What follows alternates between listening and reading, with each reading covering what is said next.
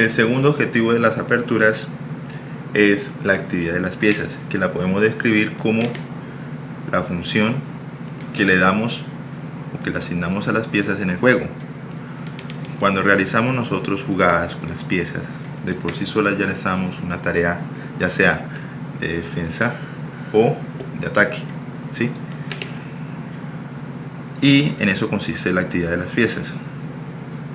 Como primer principio tenemos disponer de nuestras piezas en casillas seguras, que estemos libres de amenazas.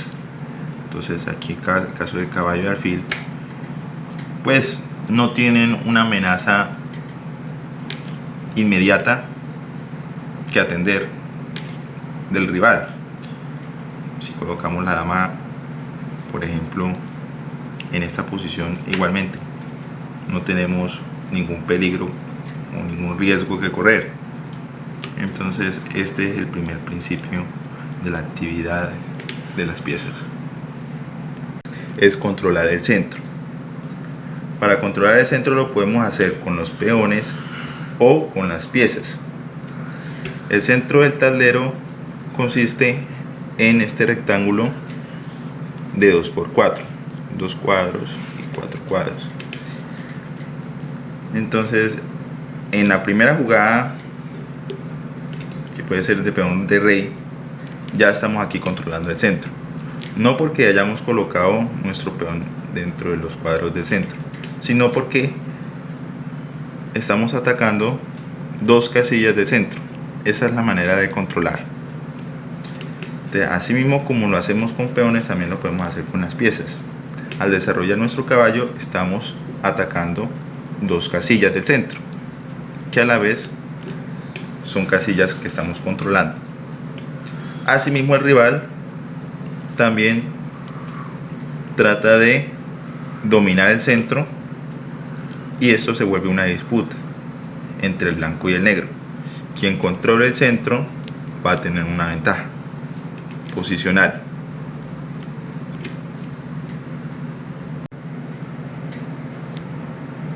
El tercer objetivo es armonizar las piezas. Cuando nos referimos a armonizar las piezas, quiere decir que cuando desarrollamos nuestras piezas estén en armonía, es decir, que no se estorben entre ellas mismas.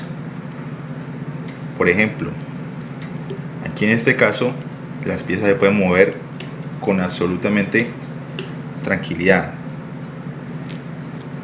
pero un ejemplo de lo que no se debe hacer es cuando nosotros movemos nuestro alfil en esta posición. Aquí estamos obstaculizando o estorbando al peón que está detrás del alfil, ya que este peón no se puede mover por culpa del alfil, y a la vez estamos retrasando el desarrollo de este alfil de casillas oscuras, que su diagonal tradicional viene siendo esta misma, esta diagonal de casillas oscuras, y al estar el alfil en esta posición no puede desarrollarse por esa diagonal tan rápido, y lo más rápido sería desarrollarla por otra diagonal. Eso es un ejemplo de obstaculizar o estorbar nuestras propias piezas. Otro ejemplo claro es cuando nosotros colocamos nuestro peón acá, y aquí ya estamos obstaculizando la salida del caballo a esta casilla, que es su casilla favorita. Ya aquí estamos obligando al caballo a desarrollarse por la otra casilla, que no es muy buena. Entonces aquí ya estamos rompiendo con ese principio, y la idea es que nosotros desarrollemos las piezas de manera armónica. El cuarto principio es desarrollar nuestras piezas de tal manera que evitemos que nuestro rival desarrolle sus piezas de manera libre, tengan buena movilidad. Entonces, en esta posición con blancas y negras, con blancas no podemos mover este alfil fácilmente, porque resulta que las negras tienen esta jugada de peón atacando el alfil, y a pesar de que el blanco puede capturar de peón el peón rival, el negro sigue también intercambiando, y aquí vuelve a atacar al alfil. Aquí el alfil no puede comerse el peón gratis, porque resulta que sale perdiendo el blanco. Por un peón perdió un alfil, y el alfil vale más que el peón. Entonces esta jugada no la puede hacer el blanco.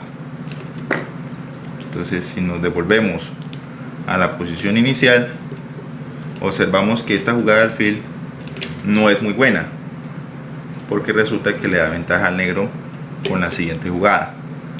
Hacemos que pierda tiempos. Entonces esta es una manera clara de evitar que el blanco se mueva fácilmente. Último principio es crear diversas amenazas al enemigo y presionar sus puntos débiles. Entonces, un claro ejemplo de este principio es cuando iniciamos en esta posición con blancas, estamos ya atacando con el alfil este punto, ese peón que es vulnerable, muy débil, porque es fácil de amenazarlo. Entonces, en combinación con otras piezas, pues puede ser un ataque muy letal. Aquí ya estamos atacando con alfil y dama este peón, y obviamente atacar al rey con una amenaza de mate.